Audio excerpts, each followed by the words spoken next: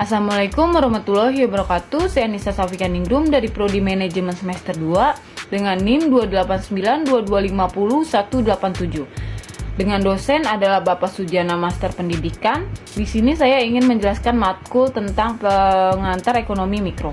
Pembahasannya, satu adalah pola kegiatan perekonomian, kedua adalah permintaan dan penawaran, ketiga adalah elastisitas permintaan dan penawaran. 1. Pola kegiatan perekonomian, yaitu uang, perdagangan, dan spesialisasi. 2. Pelaku kegiatan perekonomian. Ketiga, sirkulasi aliran pendapatan dalam ekonomi pasar. Keempat, mekanisme pasar sebagai pengatur kegiatan ekonomi. Kelima, kegagalan pasar dan campur tangan pemerintah. A. Sistem ekonomi. 1. Ekonomi pasar. Ekonomi pasar adalah perekonomian yang kegiatannya dikendalikan sepenuhnya oleh interaksi antara pembeli dan penjual di pasar. 2. Ekonomi campuran. Ekonomi campuran adalah sistem ekonomi pasar yang disertai campur tangan pemerintah. 3. Ekonomi perencanaan pusat. Ekonomi perencanaan pusat adalah sistem ekonomi yang kegiatannya diatur sepenuhnya oleh pemerintah. Pengertian perdagangan barter. Dalam perdagangan barter harus terdapat dua keinginan yang saling berkesesuaian yang dinamakan kesesuaian ganda dan keinginan atau double confidence wants. Pola perdagangan perekonomian subsistem. 1. Perdagangan barter tidak banyak lagi dilakukan. 2. Uang telah digunakan sebagai alat peralatan dalam tukar-menukar. Ketiga, kegiatan perdagangan dapat dilakukan dengan lancar. Keempat, kesesuaian ganda dari keinginan bukan lagi syarat yang perlu untuk diwujudkan. Kelima adalah perdagangan. Pola kegiatan ekonomi dalam perekonomian uang. 1. Perekonomian yang menggunakan uang sebagai alat pembayaran perdagangan, bukan barter. Kedua adalah peranan uang menjadi sangat penting. Ketiga adalah terdapat spesialisasi dalam berproduksi. Spesialisasi dan perdagangan. Perdagangan yang bertambah lancar akan memberikan perangsang kepada masyarakat untuk meningkatkan spesialisasi dalam pekerjaan-pekerjaan yang sesuai dengan keahlian mereka.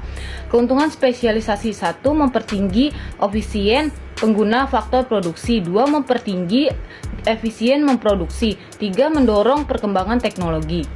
Pelaku kegiatan perekonomian. 1 adalah rumah tangga, 2 adalah perusahaan, dan 3 adalah pemerintah. Kebaikan mekanisme pasar. 1. Pasar memberikan informasi yang lebih tepat.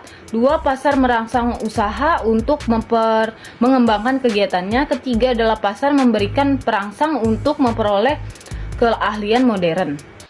Kelemahan mekanisme pasar. 1 adalah kebebasan yang tidak terbatas menindas golongan-golongan tertentu. 2. Kegiatan ekonomi menjadi tidak stabil keadaannya. Ketiga adalah sistem pasar menimbulkan ekonomi. Bentuk campur tangan pemerintah. 1. Membuat peraturan-peraturan. 2. Menjalankan kebijakan fiskal dan moneter. Ketiga, secara langsung menjalankan kegiatan ekonomi. Masalah-masalah pokok setiap perekonomian. 1. Barang dan jasa yang diproduksi. 2. Bagaimana caranya memproduksi barang dan jasa. Ketiga, untuk siapa barang diproduksi. Sistem-sistem perekonomian. 1. Sistem pasar bebas atau laissez-faire. 2 adalah sistem perekonomian campuran. Ketiga adalah sistem ekonomi perencanaan pusat. Sistem pasar bebas. 1. Masyarakat bebas menentukan kegiatan ekonomi. 2. Pemerintah sama sekali tidak campur tangan urusan ekonomi. Ketiga adalah seluruh sumber daya dikuasai sepenuhnya oleh masyarakat. Sistem ekonomi campuran. Sistem ekonomi yang dikendalikan oleh pemerintah tetapi masyarakat masih mempunyai kebebasan untuk menentukan kegiatan ekonomi yang diinginkan. Sistem ekonomi perencanaan pusat. Sistem ekonomi di mana pemerintah sepenuhnya menentukan kegiatan ekonomi yang akan dilakukan suatu negara. Banyak dipraktekkan di negara-negara komunis. Pandangan sistem ekonomi perencanaan pusat. 1. Pemerintah menjawab dan menyelesaikan pertanyaan tentang barang apa dan dalam jumlah beberapa yang diproduksi. Kedua adalah ekonomi pasar akan menghasilkan pengangguran dan ketidakadilan. Ketiga adalah kegiatan usaha yang dijalankan pemerintah akan berjalan lebih efisien. 2. Permintaan dan penawaran. A. Definisi permintaan. B. Faktor-faktor yang mempengaruhi permintaan. C. Kurva permintaan. D. Fungsi kurva permintaan. Dan E. Pergeseran kurva permintaan. A. Definisi permintaan. Permintaan adalah sejumlah barang yang dibeli atau diminta pada suatu harga dan waktu tertentu. Faktor-faktor yang mempengaruhi permintaan. 1. Harga. 2. Selera konsumen. 3. Perkiraan. 4 pendapatan, 5 harga barang lain, dan 6 jumlah penduduk. C. Kurva permintaan. Hukum permintaan menyatakan bahwa bila harga naik maka jumlah permintaan akan turun dan sebaliknya. Untuk menggambarkan kurva sebagai permintaan digunakan sebagai tolak ukur adalah harga, sedangkan faktor-faktor lain dianggap konstan. D. Fungsi kurva permintaan. Fungsi kurva permintaan. Bentuk fungsi kurva permintaan adalah Q sama dengan A min BP. Q merupakan jumlah permintaan barang, A adalah konstanta, B merupakan kemiripan atau gradien, P adalah harga barang. Meski begitu, kurva hukum permintaan ini bisa mengalami perubahan dari pergerakan di dalam teorinya. E. Pergeseran kurva permintaan. Jika harga tetap, tetapi jumlah produk yang diminta bertambah, maka permintaannya meningkat. Jika harga tetap, tetapi jumlah produk yang diminta berkurang, maka permintaannya turun.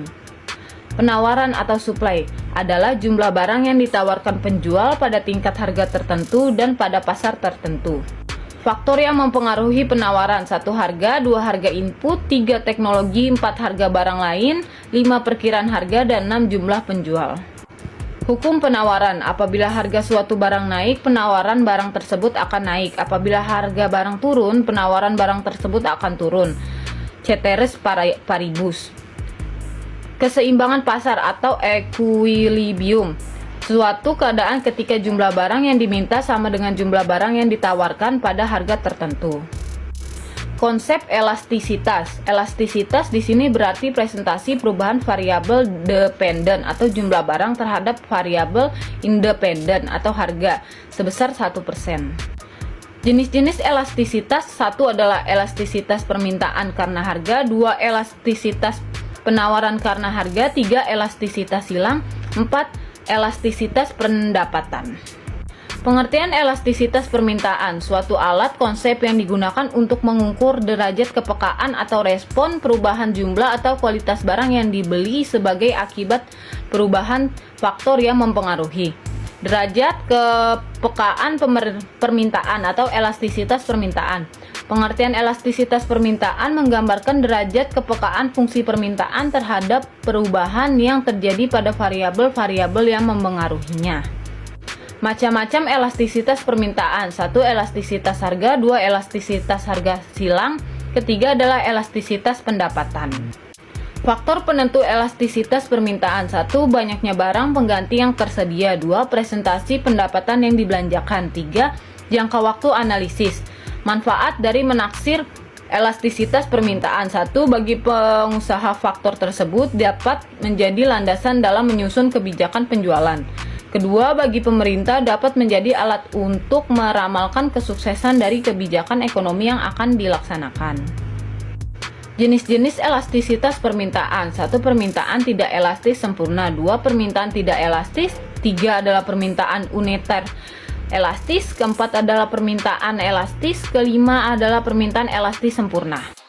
Faktor-faktor yang mempengaruhi elastisitas permintaan: 1 jumlah pengguna atau tingkat kebutuhan dari barang tersebut, 2 tersedia atau tidaknya barang pengganti di pasar, 3 adalah jenis barang dan pola preferensi konsumen, keempat adalah periode waktu yang tersedia, kelima kemampuan relatif anggaran untuk mengimpor barang. Elastisitas akan besar jika 1 harga relatif tinggi, 2 terdapat banyak barang substitusi yang baik, ketiga ada banyak kemungkinan penggunaan barang lain.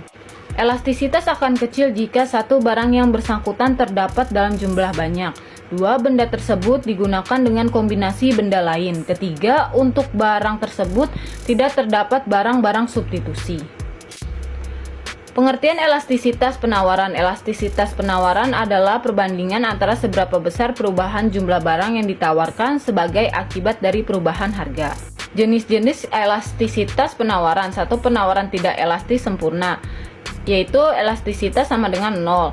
2 penawaran tidak elastis, yaitu elastisitas lebih kecil daripada 1. Ketiga adalah penawaran uniter elastis, yaitu elastisitas sama dengan 1. Keempat, penawaran elastis, yaitu elastisitas lebih besar daripada 1.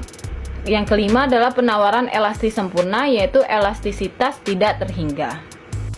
Faktor-faktor yang mempengaruhi elastisitas penawaran: 1 Barang hasil pertanian bersifat elastis karena sukar untuk dikurangi atau ditambah dengan segera bila terjadi perubahan harga sebaliknya. Kedua adalah dalam jangka pendek, jika menjadi perubahan harga, maka produsen sulit untuk mengubah barang yang ditawarkan hingga penawarannya bersifat inelasitas dan sebaliknya. Ketiga, munculnya atau menghilangnya produk saingan. Keempat adalah adanya terobosan untuk membuat barang baru. Sekian presentasi dari saya, kurang lebihnya mohon maaf. Wassalamualaikum warahmatullahi wabarakatuh.